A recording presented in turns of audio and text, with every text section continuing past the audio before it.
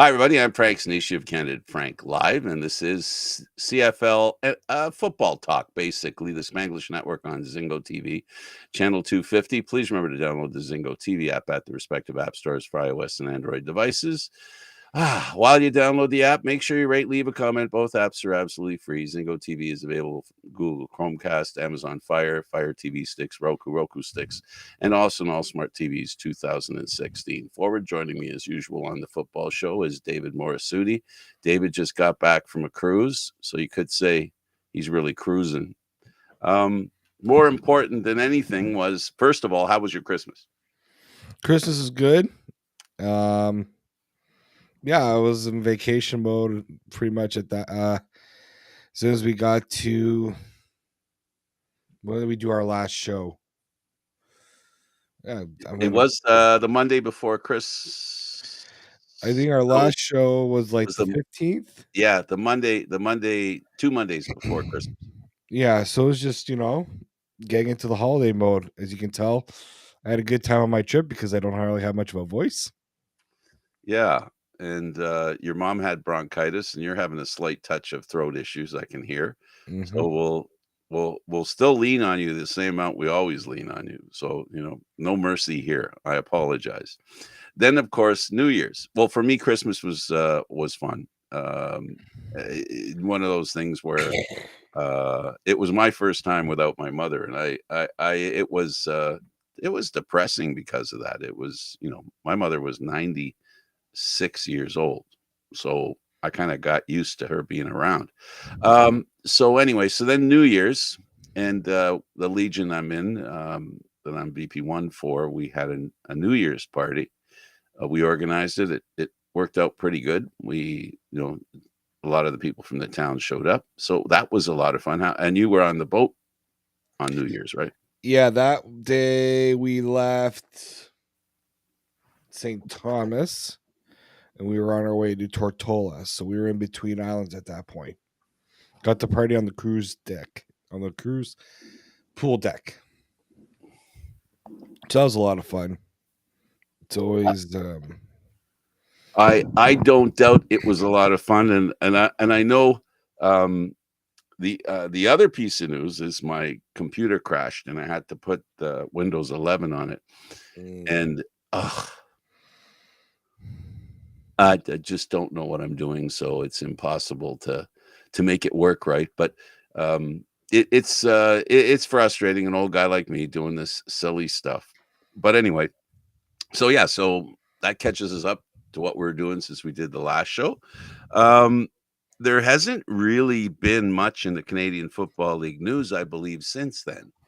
There hasn't really been that much. In fact, today a big story broke with the Argos trading Dejan Allen to the British Columbia Lions. Yeah, it was kind of an out of nowhere move. Like last year when they traded. Yeah, when they traded Giddens. This one more so just because Giddens, he was dealing with injury, and it was a lot of money to pay for a guy who hadn't played. And so I understood that one. I felt the need for them. This one was like, I think they realized, again, money crunch is coming. They wanted to improve their Canadian depth. Which they did, yeah. Which they did. And it's tough. You're trading away a player that last year, well, let's say the season before 2023, was a top offensive lineman in the league, voted.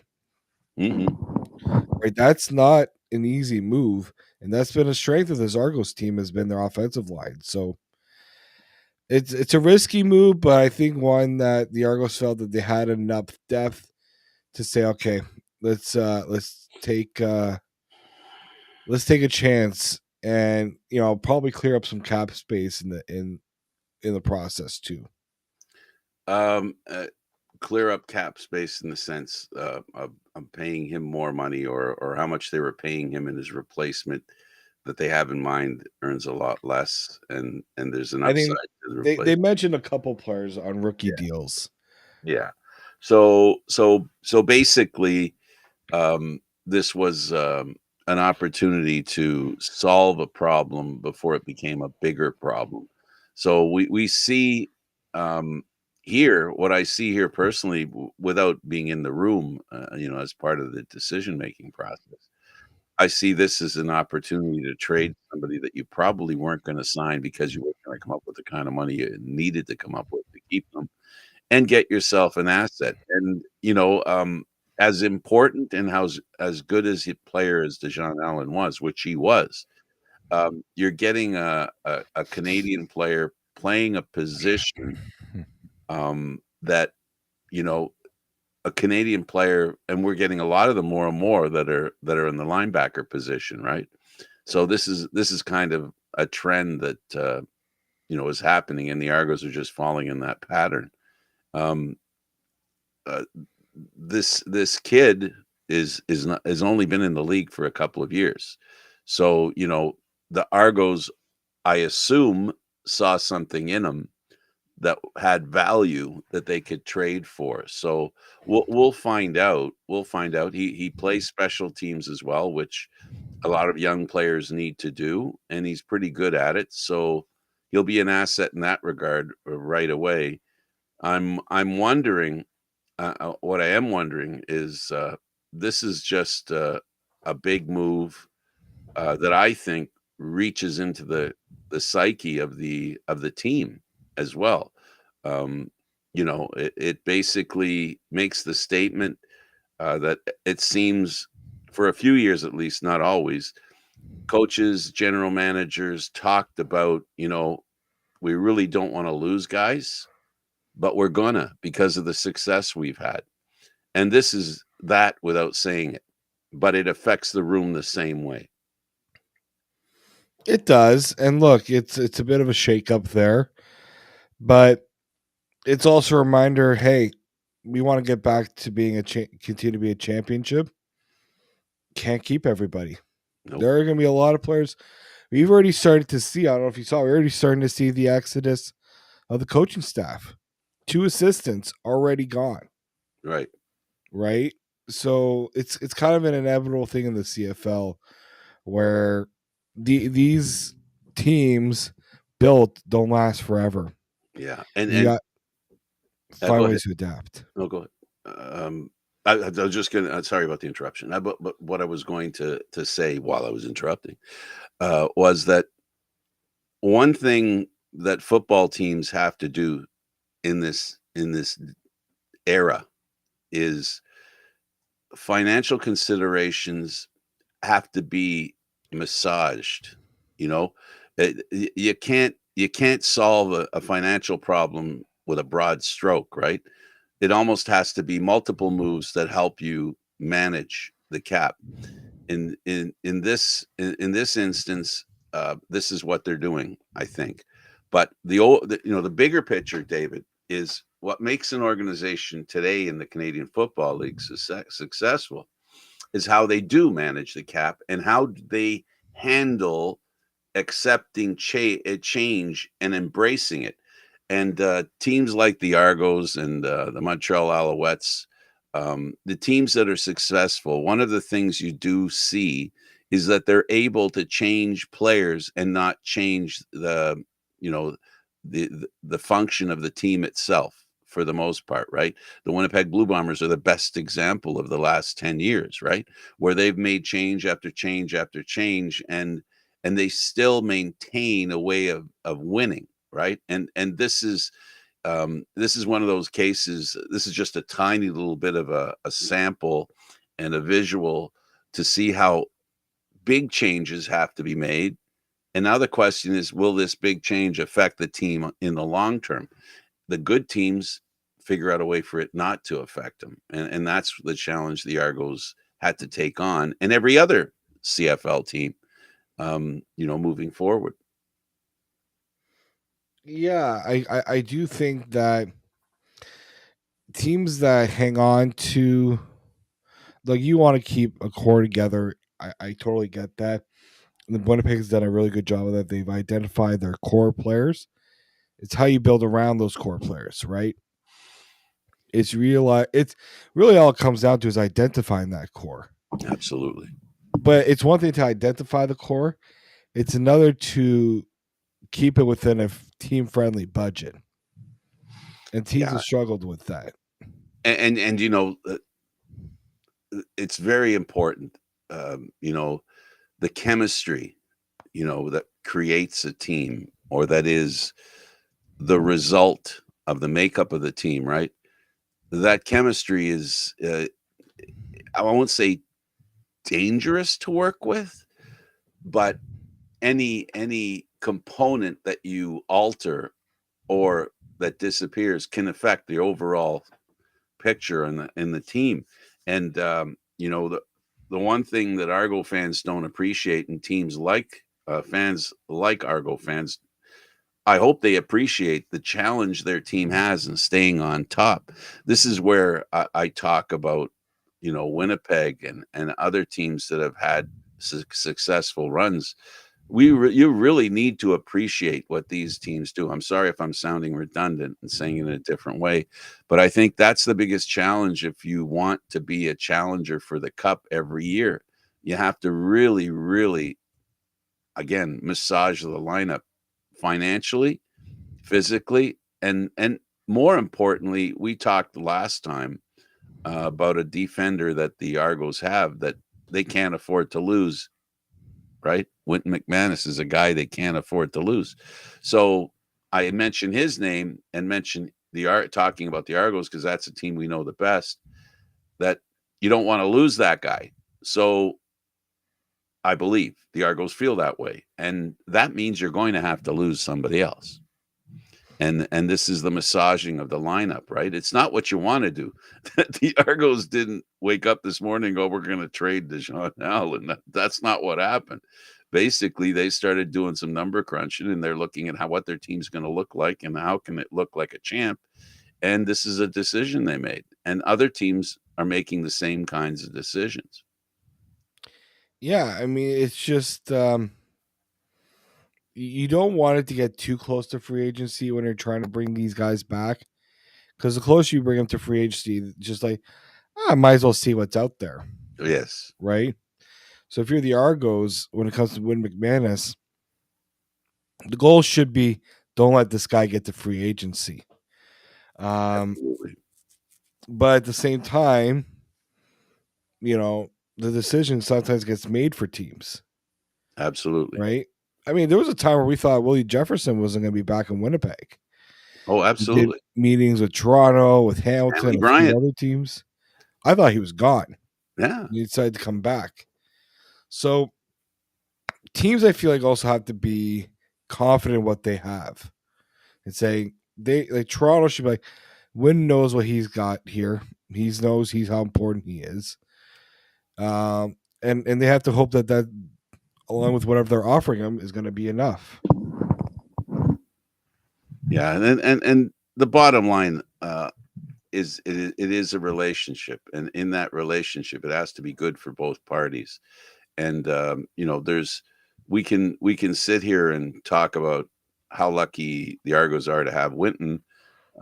We can also say how lucky Winton is to have the Argos. And the question between the two of them, what's it going to take to get that signature to create that relationship, because it's a two-way street. It isn't a one-way street.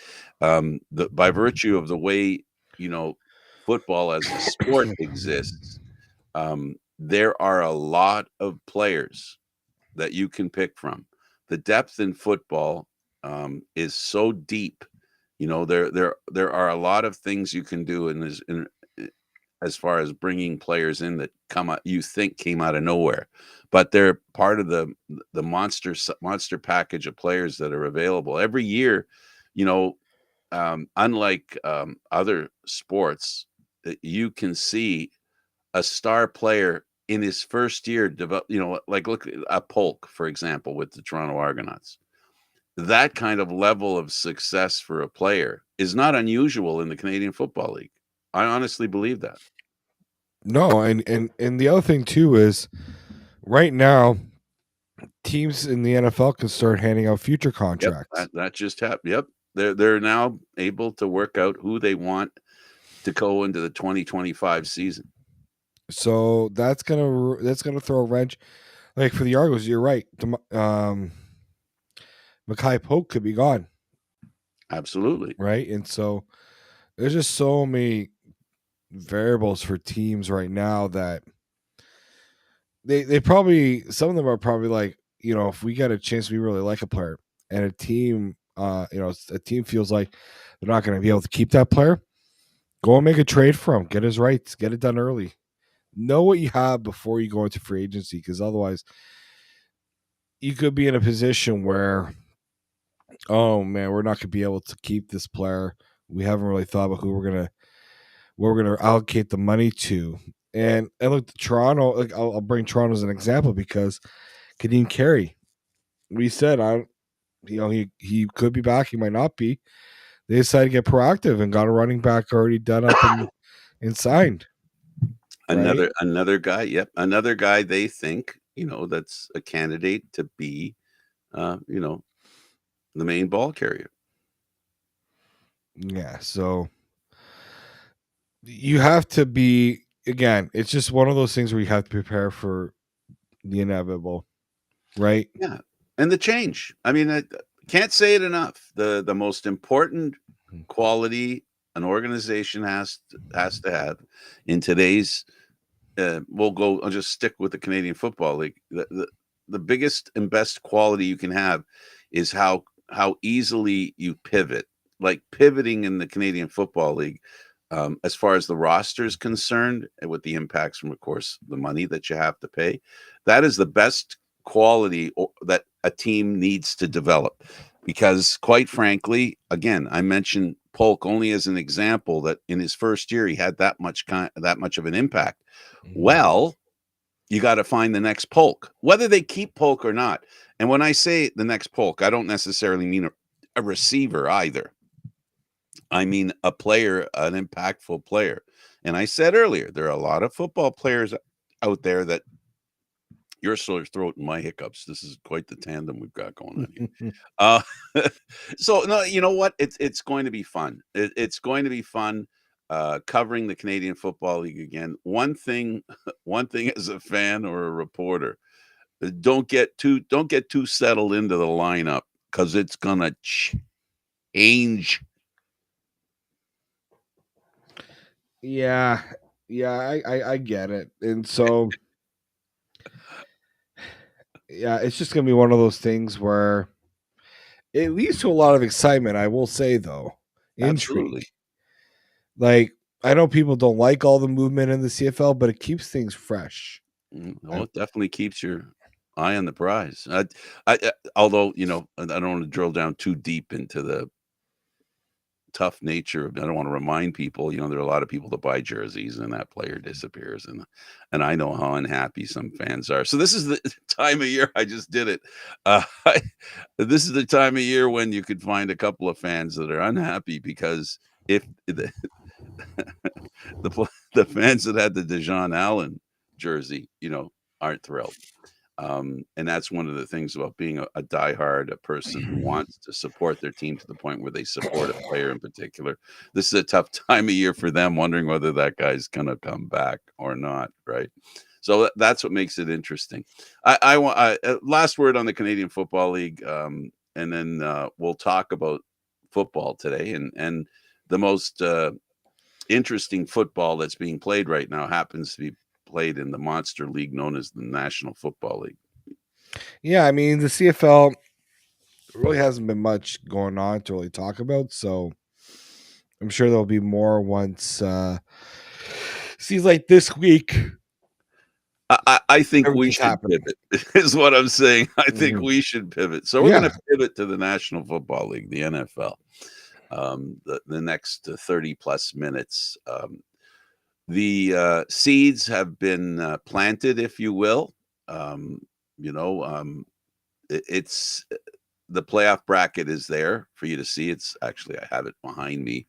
Um, and I guess to wind up the season, I'm going to talk about the two teams that we kind of gravitate to. Yours, we'll talk about yours first, and that, of course, is the Dallas Cowboys. Um, a disappointing season disappointing in the sense, especially because they didn't make the playoffs. And I'll start by saying this, that they have not had the kind of quarterbacking they're paying for. Is the reason that it looks like that, David, because of him, or is it the players around him? I'll say a bit of both. I feel like when it comes to Dak Prescott, they gave him all this money, but they didn't address the areas that would make it successful, which is having a good running game, having a good offensive line. Dallas has struggled with that. It didn't take them until halfway through the season to realize they actually had a good running back, but they were so preoccupied with bringing Ezekiel Elliott back that Rico Dowell was kind of set aside. So I think when it comes to the Cowboys, the other thing you have to consider is how many coaches have been around too, right? Um, there's talk about whether McCarthy comes back. What other changes could be possible? That will throw a lot of wrenches into things. But I One of the think, changes I think they need is change at general manager. yeah, unfortunately, you can't fire the guy that pays the Oh, bill. wait, he owns the team. Yeah, you can't fire the guy that Wait. pays the bills. So that doesn't work. Oh, that's just, that is, to me, David, is the elephant in the room. Honestly, that's the elephant in the room. Um, and I can take what I said about the Canadian Football League pivoting and massaging the cap, massaging the team. Um, they proved to me this year, because they used to be my team back in the 80s, 70s.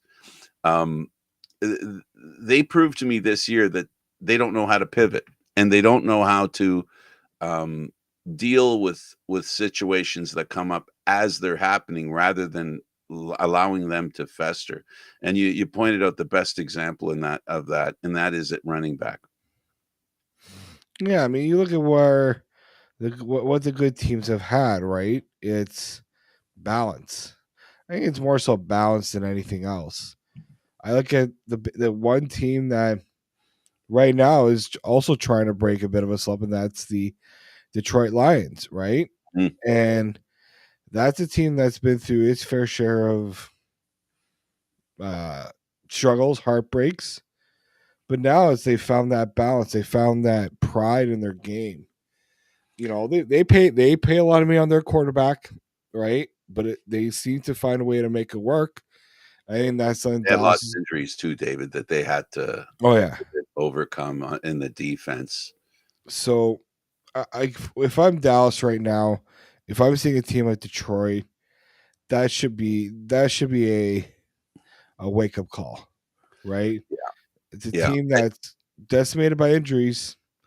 Yes, they got their important players intact still, but they found a way to push through. And so I think that's going to be a bit of a wake up call for Dallas. Absolutely. The team that I like the most in the NFL is the Kansas City Chiefs. If I was a betting man on the Kansas City Chiefs, I won't base it on the last game of the season. That was ugly, but it was performative ugly. I mean, That was, the people who should be most disappointed in that are Bengals fans, but they made their bet when they lost yeah. to the Patriots to start the season. Um, yeah, I mean it was kind of the Broncos have been a very surprising team considering everything that they've been through. Young quarterback, very Young successful quarterback, quarterback. Ray Sean Payton. How's he going to be as the head coach there? Yeah. And with Kansas City, I mean, what it just also shows is how important their top players are. No kidding. No Like, kidding. no, not even. Uh, like it's not even funny how underwhelming that performance was for the Oh, backups. you'd expect that they'd have trouble offensively without their starting quarterback and some pretty key receivers. But the real thing that was, I won't say concerning, because they rested a lot of their defenders. But coverage, oh my gosh, nothing like the Kansas City Chiefs of the past couple of years. And the Chiefs, let's be clear about something. That score speaks to the opposite of what's made the Kansas City Chiefs special this year. This team has gone from, following it from being an offensive dynamo to a defensive wall, and that score is no indication of the kind of defense that KC can play. So we'll see. I mean, I don't know that KC fans like myself have to worry about the fact that, oh no, they went into the playoffs and they played this kind of game. I think they have enough players on that team that understand not necessarily how to flip the switch for the playoffs, but how to turn up the volume. Well, yeah, and don't tell me Kansas City didn't know what they were doing, making sure Denver won that game. Well, the it's last ironic, team, isn't it? It's I hate ironic. to say it, the last team I'd want to play The Bengals. is the Bengals with the way that Joe Burrow has been playing. Guy almost threw for 5,000 yards. No, the Bengals defense was bad. Yeah. Joe Burrow can't It's get ironic. protected. But I don't want to go up against the Bengals, right?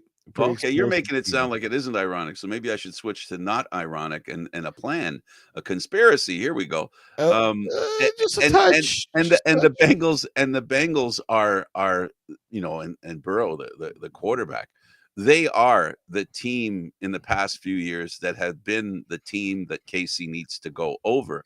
They just by losing to Denver, they've they've removed that concern. You're right. I honestly didn't look at it that way, that it was better for them to lose, because I'm a jaded football fan. When my team plays so well and beats everybody every year, you don't think of the odds-on favorites to give you the hardest time. And you're right about the Bengals being the odds-on favorite to have given them a hard time. Yeah, I mean, it's just our good teams in the playoffs. Don't get me wrong, but Bengals were on a roll. I think they won 5 straight going into to end the season. Those are the teams you do not want to play against in the playoffs. We've seen it in the Canadian Football League, right? You take your chances with the Denver Broncos inexperience, right? You will take your chance against them versus Joe Burrow, who's already played in a Super Bowl, who's been to a couple of championship games. It's one of those. And look, and Kansas City had to do the Bengals no favors. You see, right now you got a Packers team that just lost one of their top receivers for the year in a playing in that final game of the regular season. Their quarterback left that game too with an injury. So that was an easy excuse for Kansas City, but I think there were 2 goals with what they did against the Broncos for sure. Absolutely. Let's talk now a little bit about the bracket and the teams that are in the bracket that surprised you. It's easy to say a team like the teams that just got in the last week were surprises. That's easy to say, but my biggest surprise all season was the Commanders. I don't know how you feel about it, but they're a team that came out of nowhere. That's on the positive side. And I'll say San Francisco not making the playoffs on the other side for me. Those are the 2 surprises for me, if I narrow it down. I think the Broncos were the bigger surprise for me. Commanders, yes. I would say second to the Broncos. Commanders, that's the first time they've won 12 games in a season since 1991 for Washington. Yep. Think about that. Back when they were a really good team. And they had a different name. Right? Yeah, exactly. I think when you look at this playoff bracket right now, I'm actually just bringing up the bracket myself. A little hard to read from behind you. But sorry. No, it's fine. But when I see the slate of games here, Washington has had their ups and downs. I don't think it's I don't think it should be surprising anybody to see, they're going into a tough matchup against a really good Tampa team that's been up and down. but they're with an capable. interesting quarterback. It's an interesting quarterback duel right there. Yeah. Like that game is going to be very interesting. And I mean, if you want to stay on the NFC side, because it's all happening on the side, Okay, go ahead. you know, Green Bay, they really did themselves no favors losing that game because now they got to play the Eagles. Although the Eagles right now, their quarterback is dealing with a concussion issue. Um, I don't think that's going to be a problem, but I'm very much looking forward to seeing if the Packers rise up to the occasion against Philly. Philly's a good team. I hate to admit it, but they have done some things right. CFL connection, Mike Hogan's favorite team. Yeah, that's not the reason why I don't like them, but that's okay. I disliked them before I even knew Mike Hogan was a fan of them. Oh, he's been for years. But yeah, I mean, the NFC matchups to me are more intriguing because even the Vikings and the Rams, that's a heavyweight matchup there too. Oh, no kidding. The Vikings have been, you know what? Honestly, we talk about so many surprise teams. Vikings are up there too. Kirk Cousins leaves. Their top pick in the draft suffers a season-ending injury. Sam Darnold, who many thought probably would never be much of a quarterback in this league, leads them to a 14-3 season. Now the Rams are going to be a tough team, but I do think I like the Vikings matchup a bit more. But man, imagine you're the Vikings. You have a 14-3 record. Yeah. And you have to go on the road against the Rams, who are 10-7. Because you lost the game. Because the Rams won the division. Yeah. And that was the Rams. We all know if the 49ers were healthy, if the 49ers didn't deal with the injuries that they had, it's probably them this year. But I mean, the Rams also dealt with, I thought for a few years they were going to be taking a step back, but they kept themselves in a good position. Right? They went out, they made a deal to get Stafford, and then they hit on a lot of their draft picks outside of the first round. So I still like the Vikings. I think all around team they're better, but the Rams could pull off an upset. Yeah, the Vikings have a history of picking up CFL players. They have a long history of using CFL players. So, and they're also close to the Canadian border, and there are a lot of Canadian Viking fans. So when I speak here on a CFL show, a lot of the people who love the CFL, the Seattle Seahawks, the Minnesota Vikings, the Buffalo Bills, the New England Patriots, they're probably a couple of the biggest supported teams by Canadians. So up here up north, the Vikings are going to get a lot of support up here. LA to me is since they moved back to Los Angeles, it's almost as if they picked up that old Ram strength of when they were in their heyday, the Rams. They had players that became stars almost only because they came to LA. And I think it's going to be an interesting game. All the games here are going to be interesting. A lot of Viking fans will also be at that game. Yeah, it'll be a lot of fun. That game will be very interesting. I guess the next one, Washington and Tampa. Boy, talk about resurrecting a quarterback. Yeah, Tampa. That was look. You look at the Super Bowl year with Tom Brady. Yeah, tried their best to keep a lot of that around. Baker Mayfield, another for top pick, right? Heisman Trophy winner. He got tossed onto the clearance bin. Yeah, by two teams that have no idea what they're doing in Cleveland and Carolina. Who knew that getting away from those two teams made him a competent player? I'm very impressed with Tampa. They have a good offense. Yes. Defense is a little iffy for me, but Baker Mayfield, it's a fun team to watch. Him with Mike Evans.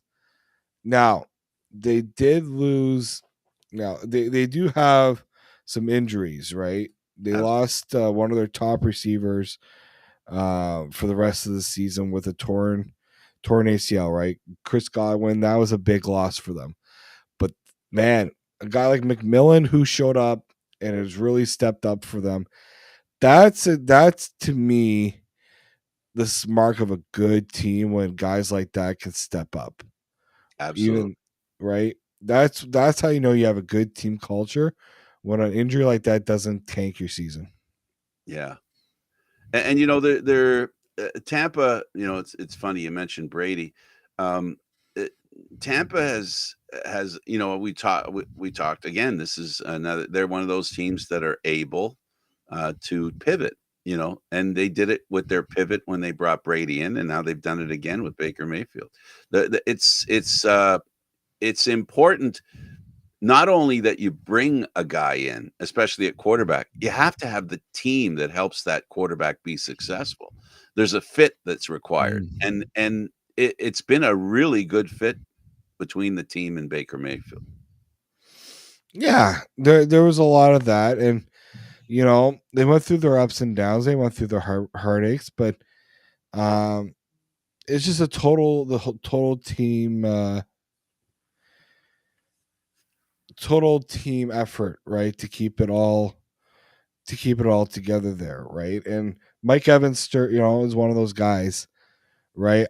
Wasn't sure how long he was going to be able to stick around there, and he was in a contract dispute, and you know they just decided to get past it, focus on the season, and he had hit another 1,000-yard season, right? So it's just a team that doesn't allow a lot of their a lot of their top a lot of their top guys have come through for them. That's just the way best way to put it for Tampa. It's a toss up. That game is a toss up. To me, it is. It's probably the biggest toss up Yeah, because I feel like any of those two teams can win it. I would lean more towards Tampa just because they got the experience, right? Who to see how the rookie Jaden Daniels goes. Look, phenomenal season for the rookie coming into a spot like that. New head coach, first year he gets them to the playoffs, and Dan Quinn. Um, I as much as I don't like to see another NFC East team do well, it's the team I have the least amount of distaste they're for coming up of them. I don't hate them as much as the other ones, so good on them. But I don't know. I feel like they let their foot off the gas at some point. They almost lost to Dallas almost. to end the year. Let's see how that goes. Absolutely. So Green Bay, Philly. Um, you know, these are two. I'm not going to say identical fan bases, but I will say two fan bases that are two of the wildest in the NFL. I'm sure there are wilder, and I'm sure the people will remind me which fan bases are wilder. But these are two teams as well who play in cities where the expectations are very high. Now, if you're Green Bay, they've created a history in that. Philadelphia has recovered.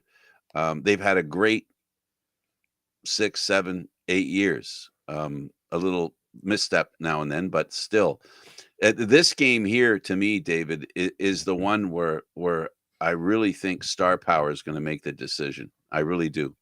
This is the one Coaching, where the stars, yeah, and coaching is going to make a huge. absolutely, absolutely. I think the Eagles have the better trench play. Um, Green Bay's offense is no joke. It's going to be very tough. They can beat you in multiple ways. Good quarterback. I just You think got to love their offense. yeah, and the Eagles being at home, we'll see that fan base will turn on them if things aren't going right.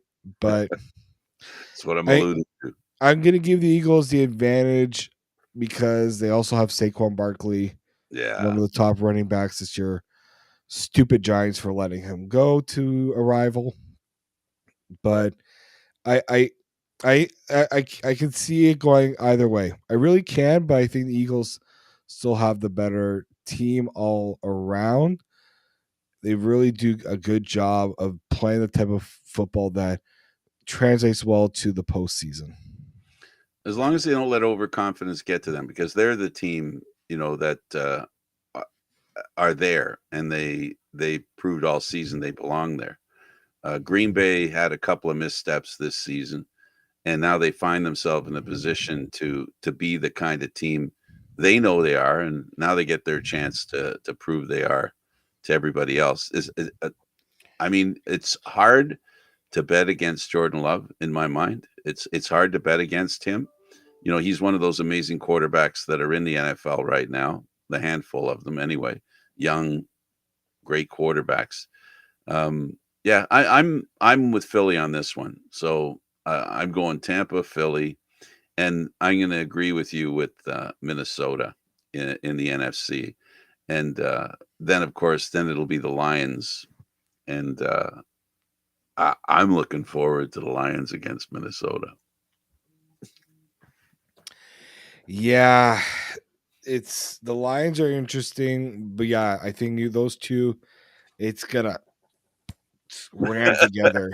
It's gonna be Hammer and anvil. incredible, especially the scene in Detroit, the way that fan base is. Oh yeah, the nouveau riche will be there to that new history of success. Will do well for them.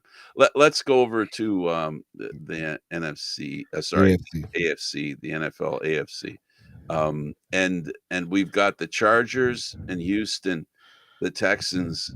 David, talk to me about these two teams. Well, Houston, we this is an interesting team because this was supposed to be the next team, right, to take the rise. They've been disappointing, in my opinion.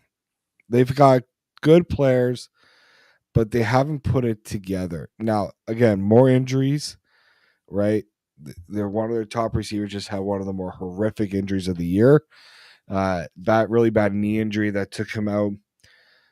I really like the Chargers here, though, because the Chargers, to me, one of the underrated defense, allow one of the fewest points among defenses in the league.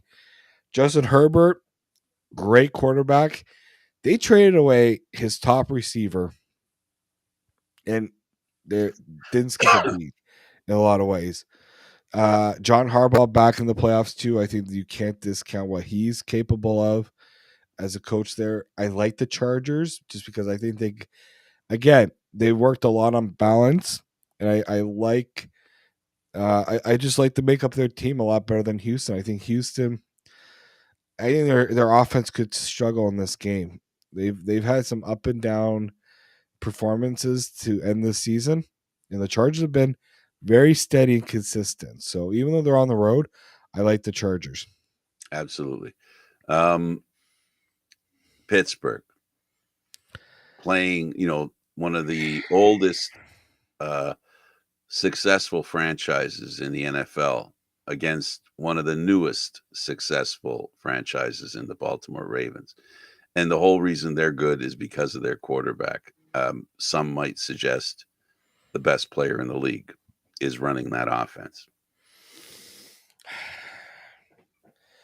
Pittsburgh is trying to play this old style football where defense rules, but that offense, man, is it tough to watch. Russell Wilson's done his best, but he found a home. They cannot try to outgun the Ravens. They got to hope their defense comes up, and you got to stop Lamar Jackson and Derrick Henry. I'm sorry. This to me might be the blowout of all blowouts. That's the fear that I have. That's where it's trending towards. Now, it's a divisional game. I'm sure the Steelers are going to try their best, but yeah, no, I'm not liking where this is going for if I'm a Steelers fan. The Ravens are going to make Wilson run. Wilson's not as young as he used to be, and it's going to be a problem. It probably, that we talk as hockey fans, we talk about time and space. Well, time and space for a quarterback is what they live and breathe and need to be successful. And this Ravens defense isn't going to give him a lot of time. And the offense, on the other hand, for them, the thing about the Ravens and their quarterback is that he doesn't need much time. He makes it with his legs. He makes time for himself. The threat of him running has teams giving his offense a chance for some good throws, in the midsection of the defense. Yeah, man, it's just a tough matchup, right? I do think the Ravens and Steelers, that's a complete blowout. Bills Broncos has that potential too. Oh boy, this one here, I think this is the biggest chance for a major upset is this game. The one advantage that Buffalo has at this time of year is weather. I don't think there's another team that is more accustomed to the weather they're going to be playing in no matter what in Buffalo, David. That's an advantage that Buffalo has usually, and this time they don't. They're going to be playing a team that knows how to play in this weather. Yeah, and a team that is probably feeling confident. They know everyone's betting against them. That's right. So they got nothing to lose. Absolutely Buffalo, nothing. there is so much on the line. Josh Allen, MVP season. Is this the last chance for Sean McDermott, the head coach, if they don't pull it off? Well, especially if they lose struggles. in the first round, especially if they lose in the first round. The struggles they had offensively, right? Like Mhm. for Denver, this is an opportunity where you can try to frustrate the Bills. Even for Buffalo, Von Miller going up against his former team that didn't want him anymore, right? A long time ago. Interesting to see how that plays, but the Bills, I also am wondering, has there been too much cruise control for them? They did have an easy The schedule. AFC East they had that thing won early. And I just wonder, are they ready for that, to take that next step? Right? They've had some really good performances. They've also had some really bad ones. So And like Kansas City, their record is a little bit inflated with a couple of breaks through the season. Yeah. And I'm talking about, when I say, don't get mad at me, KC fans, I'm a fan of the team, but the reality is that both those teams won a lot of games that, Yeah, it's true. I just think that when you look at Buffalo, especially, Josh Allen this year tried not to be the hero as much as he used to. I just hope that doesn't change in the playoffs. I hope they use their running game like they have. I hope that their receivers are ready to help their quarterback. And let's not forget that that's the team that has had trouble with receivers playing the way they did during the season in a playoff game. Yeah. They underperformed. And you bring up a very important point. And the performances of the receivers for Buffalo have to be top tier for them to win. No, no. Because then you're gonna force Buffalo's quarterback to take chances. And you said it right when you said if he starts doing that, he starts trying to be the hero, and he needs that support so that he doesn't fall into that trap, right? That's why I think it's important that receivers hang on to some balls for a change in the playoffs. Yeah. It's gonna be very interesting. I just think right now, I think no team in the AFC has more pressure on them than the Bills. Absolutely.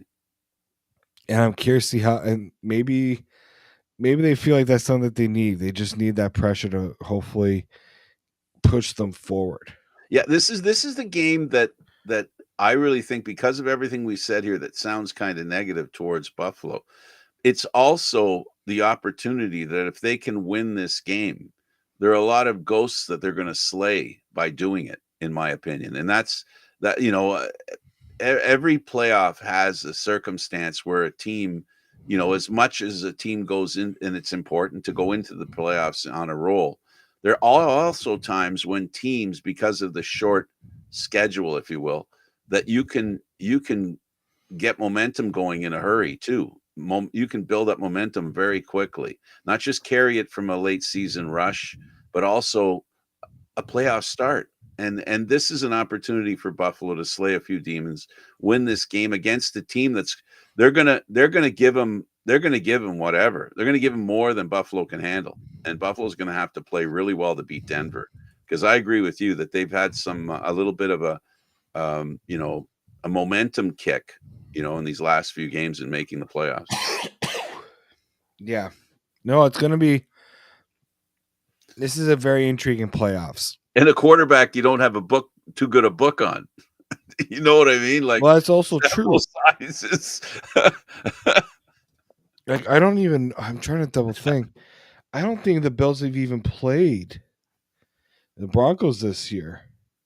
So, like for me, it's like Buffalo might not match up well just because they're maybe not as familiar with it, right? With this matchup. So I'll be very interested to see if the Broncos have one more upset, one more surprises up their sleeves, because I could you're right, I could very well see this being so it's something that if Buffalo loses, it could be a disaster for that organization. Oh, big time. Mm-hmm. No, it doesn't say that they played them or didn't. No, they haven't played them. I checked. I don't remember them playing them. So, I guess that brings us to the point. I really think the Super Bowl is for KC to lose, and for Detroit to lose as well. But the beauty of this kind of stuff, David, is that there could be an upset along the way, and they could be swept up by an upset. I like the matchups here, and it's going to be a fun football weekend. Very fun. Very, very fun. Yeah. David, thanks for doing this. Thank you, Frank. Hey, I hope we didn't damage you too much, buddy. No, I'll get some water on me. I'll be good. Good, I hope so. All right.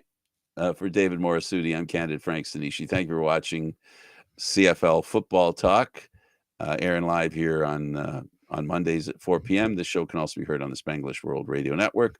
For CFL Talk, news, entertainment, and other sports programming we offer, please check out SpanglishWorld.ca. Spanglish World. Watch it, hear it, read it, download it, live it. Thanks for watching, everybody. I'm Candid Frank.